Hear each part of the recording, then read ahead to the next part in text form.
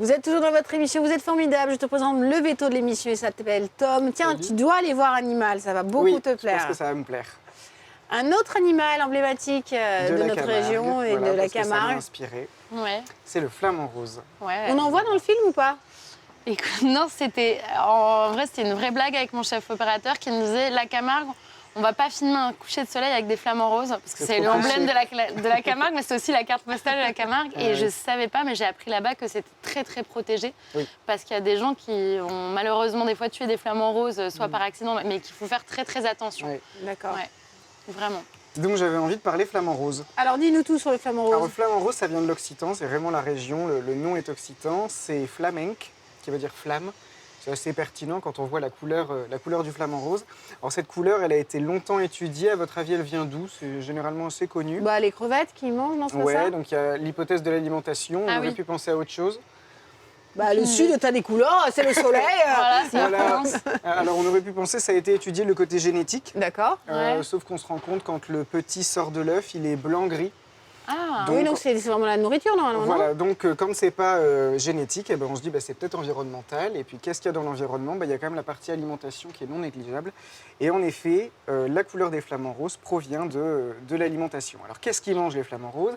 Ils vont, alors c'est assez marrant la manière dont ils vont manger, ils vont complètement retourner leur tête. Ils vont ouvrir le bec, ils vont récupérer, s'il se trouve dans la vase, les fonds des milieux aquatiques. Ils vont faire un filtre pour enlever toute l'eau et puis ils vont manger ce qu'ils ont récolté.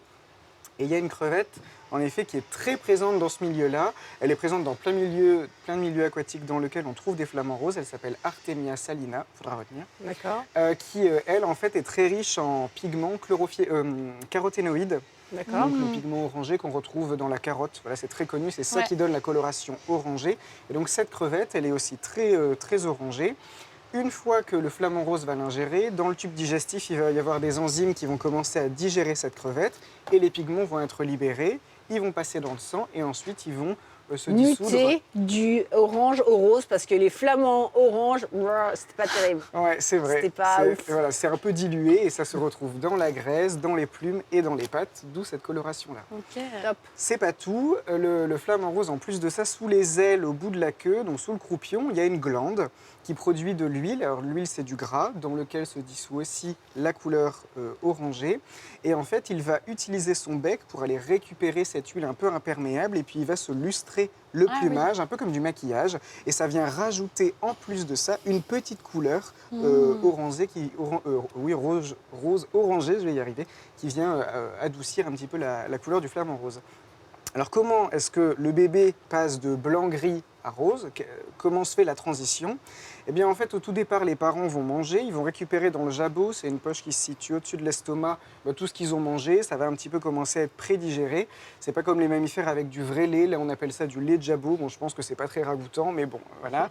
Et donc lors de la béquée, le petit va récupérer tout ce mélange et au fur et à mesure il va avoir de plus en plus de caroténoïdes qui vont être apportés par l'alimentation des parents et il va commencer à avoir cette couleur un petit peu rose.